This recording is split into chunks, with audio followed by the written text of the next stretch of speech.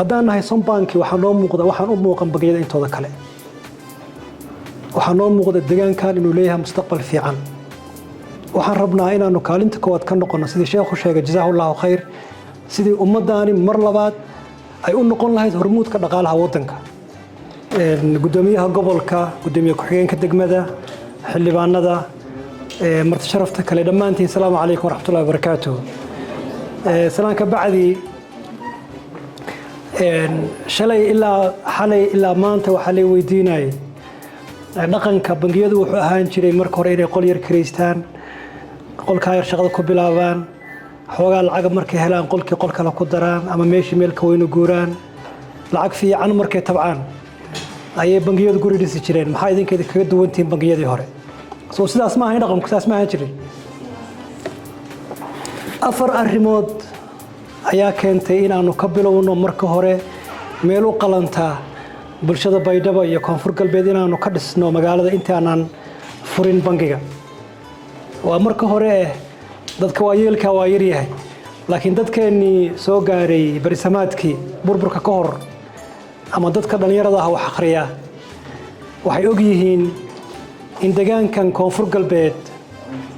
uu GDP-ga dhaqaalaha Soomaaliya ahaan jiray ugu yaraan 50%.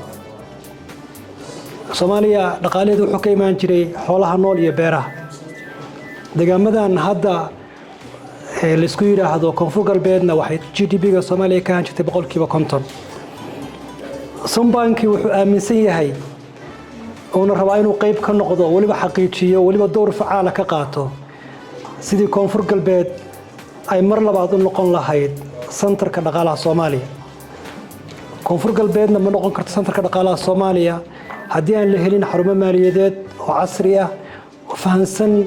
kaabayaasha waddanka dhaqaalaha waddanka baahida bulshada haddaan la helin mehergalaayo haddaba si aan uga dhabayno dadkana aan u tusno inay naga go'an tahay inaan qayb ka noqono horumarkaas mar labaadna riyadaasi u rumowdo ayaan u bilownay faraca u bilownay dhismihiisa oo aanan ku bilaabin qol kira ah waa marka labaadee aniga 10 sano aan ka shaqeynayay industriga bangiyada Soomaaliya dhanna waa soo maray shacabka reer Koonfur Galbeed Soomaaliya dhan waa joogaan hadda kuna amaani maya waxay caan ku yihiin ammaano iyo diin iyo shaqo wanaag waliba dhan ganacsiga dhawaantii waxa laga yaabaa dadka gobolada kala jooga in ganacsigoodu uu ka yahay goboladooda laakiin reer Koonfur Galbeed 18 gobol Soomaaliya intooda badan waa ku soo arkay meel kasta tagtidna waxa lagu amaanaa ammaano dhaqan wanaag shaqo hufnaan diin baa lagu amaanaa ganacsiga dadkaas u kobco oo meel fiican u gaaro oo ay ula jaan qaadaan caalamka waxaanu isniri waxay mudan yihiin reer Koonfur Galbeed in loo dhiso farac u qalma oo isku xira ganacsigoodii Boosaaso ilaa Baydhabo ilaa Beled Xaawo waddanka dhan mar labaad isku xira inay helaan oo qalantay u baahan yihiin baan isiri oo marka saddexaad bunuugtu 10 sano u dambeysay isbedel baa ku dhacay aad u weyn waaga hore bangiyada waxay ahaan jireen meel loo tago transaction lacag baan la baxayaa maanta waxa loo guuray digital dadku waxay isticmaalayaan app iyo telefoon bangiyada maanta shaqadoodu waxay ku kooban tahay la talin hagis isku xirid ayuu ku kooban tahay marka faraca casriga waxaan u dhisnay in meeshii aan dib u celin lahayn reer Koonfur Galbeed 10 sano ka hor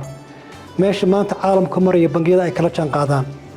xaruntu ma xarun transactional kaliya waa xarun loo tagaayo la talin waa xarun loo tagaayo tababarid waa xarun loo tagaayo hagis waa xarun loo tagaayo isku xir ganacsiyadu waa tagayaan kor bay fariisanayaan sheeha bay ku cabaayaan waa isku wareysanayaan waxay talooyin hayaan bay iska wareysanayaan marka si loo helo xarun la jaan qaadi kara caalamka ayaanu marka saddexaadna aan u dhisnay xaruntaas way guri kira ah ama qol kira ah ma buuxin karo oo baahidaas ma dabooli karo waa marka afraad Sombanki wuxuu dhabarka ku hayaa xawaalad kamid ah xawaaladaha ugu faca weyn Soomaaliya oo Tawakkal Express wuxuu sidoo kale leeyahay wallet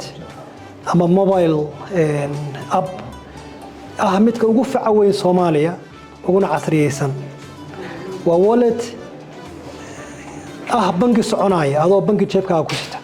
يعني باهيدي بنجي أوردن وكود ولايا ماشى وولتيدا كله قفك مركو ربا inuu lacag ku shubto ay tahay inuu ama bangiga tago ama akoonkiisa lacag ka soo qaato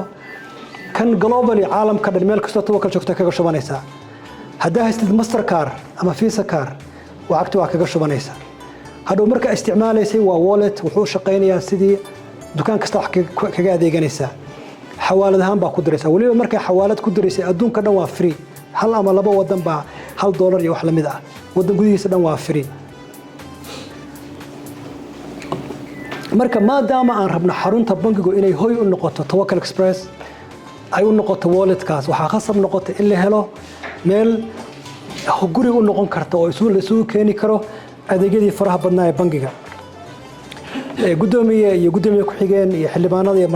marti sharafta kale faraha badan haddaan nahay Sombanki waxaan u muuqan bangiyada intooda kale waxaan u muuqda deegaankan inuu leeyahay mustaqbal fiican waxaan rabnaa inaanu kaalinta koowaad ka noqono sidii sheekhu sheegay jazaahullahu khayr sidii ummadaani mar labaad ay u noqon lahayd hormuudka dhaqaalaha wadanka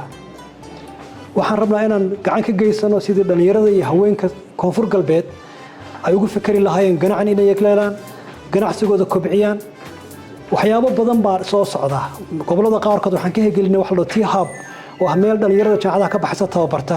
xirfado u abuurta ganacsigii fahansiisa meel ganacsiyada jira lagu tababaro lagu casriyeeyo xarumo technology ayaan insha Allah soo wadna hadii la haymadan furi doona gunaanadkii dawladda iyo hay'adaha kale iyo xildhibaanada iyo dadweynaha iyo ganacsatada iyo haweenka dhamaantii waxaan ku casubaynaa inaad soo boqotaan xarunta Sombanki account ka furataan T+ la soo degtaan nala macaamishaan aan si wada jirana u xaqiijino in mar labaad koonfur galbeed iyo baydhabo ay u noqoto santarka dhaqaalaha Soomaaliya waa mahadsantiin. Assalaamu calaykum wa rahmatullahi wa barakaatuh.